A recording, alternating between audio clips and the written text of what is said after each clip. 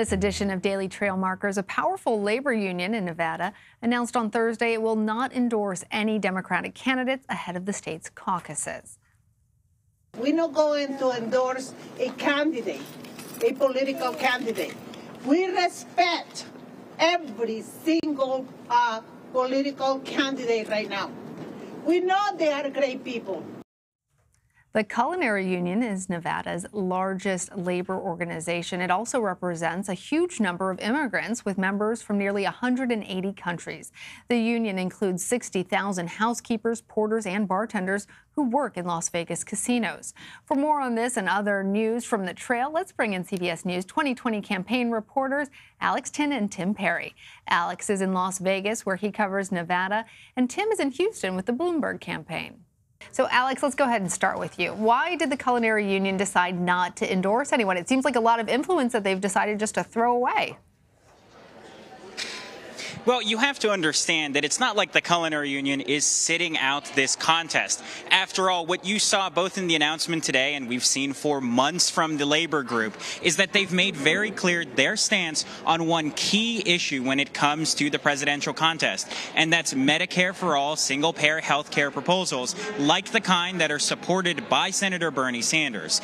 You saw that manifest just a few days ago when the union decided to start handing out some flyers, making very clear that they felt a Sanders-style Medicare for all single-payer system would undo their hard-won union health care victories and harm their members.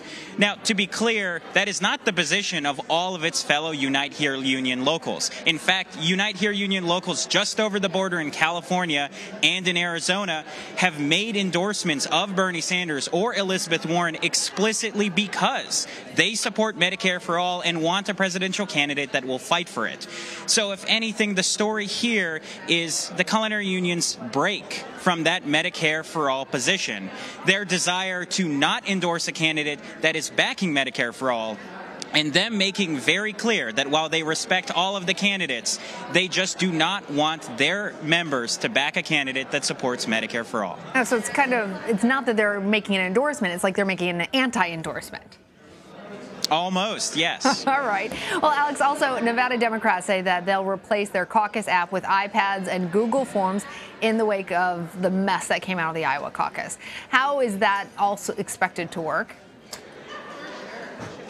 So with just 2 days until early voting starts right here in Nevada and barely more than a week until the final ultimate caucus day when those results are going to be tabulated and decided, the state party today finally released a memo outlining some key details about how that process is going to work. We know now that instead of the app that was developed in the wake of the Iowa scandal, they're going to be using a Google form called a so-called, quote, caucus calculator that will assist precinct chairs in basically doing the math of not only getting in those early vote results, but also combining that with the people in the room to decide who is viable, who should get delegates from that room, figure out those final numbers with hopefully less errors than we saw out of the Iowa caucus, and then finally report those results to the state party. Now, the coming challenge in the days until those, both the early vote and the caucus on February 22nd, is the state party is going to need to train thousands of volunteers to use this caucus calculator. But fortunately, from what I'm hearing from county parties here in Nevada, volunteers are not just liking the tool, this so-called caucus calculator. They think it will be beneficial for them and hopefully will smooth the process come February 22nd. All right, Tim, let's go ahead and turn on over to you. President Trump and former New York City Mayor Michael Bloomberg spent much of the day on Thursday swapping insults on Twitter. You were at Bloomberg's event in North Carolina on Thursday. How's he playing that on the campaign trail? Well, this is playing right into the hands of former New York Mayor Mike Bloomberg. This is a fight that he wants to have with President Trump. He wants to take the fight directly to him and not his fellow Democrats. So today, at a rally in Greensboro, North Carolina, and just a quick reminder, early voting starts today in North Carolina. Former New York Mayor Mike Bloomberg, first he responded on Twitter calling him a barking carnival clown, an expression I had never heard before, and just saying that the people in New York, they know a lot of the same people. They're both very wealthy New Yorkers. Bloomberg saying that a lot of those people are laughing at President Trump. And Bloomberg also saying today at the rally that he thinks that President Trump is afraid of him. He thinks that he sees some of these recent polls that are coming out showing Bloomberg gaining a lot of momentum and a lot of steam. And he's saying that, I have the resources, I have the record, and I can take on Donald Trump directly. And again, this is a fight that he wants to have with him. A common line on his stump is saying, I am running to defeat Donald Trump. He also says, if I do not win, God forbid, he always adds, he will support the eventual Democratic nominee, which would include handing over at least part of the infrastructure that he's building nationwide, and in particular in some of these battleground states that will be key in November this fall. I'm with you, Tim. I've not heard carnival barking clown as an insult. I've heard about carnival barkers. I've heard of clowns, but that's the first time that that's all been put together for me. But Bloomberg has also had to spend some time out there on the trail answering questions about recordings about about racially sensitive topics, stop and frisk. The former mayor of New York has since apologized, but is he still getting a lot of blowback, or is his campaign and the people that you're hearing from out there on the trail really moving on? Well, he had to answer questions on that front yesterday at an event in Chattanooga. Reporters asked him about that, and he says, those comments do not reflect how he governed when he was mayor of New York, and in the aftermath, he's been unleashing a whole lot of support, or he's been getting a whole lot of support from notable black Americans. He released 3 endorsements from Congressional Black Caucus members just the morning after.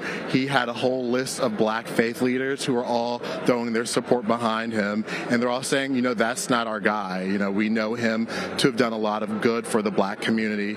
And you mentioned earlier, I'm in Houston, Texas, where he will be unveiling a new initiative, Mike for Black America, which will add on to some of the efforts that he put out in his Greenwood initiative, which focuses on black economic inequality. And that will also include an endorsement today from the Houston mayor, mind you, a black person, Sylvester Turner. And Houston is one of the most diverse cities in the country.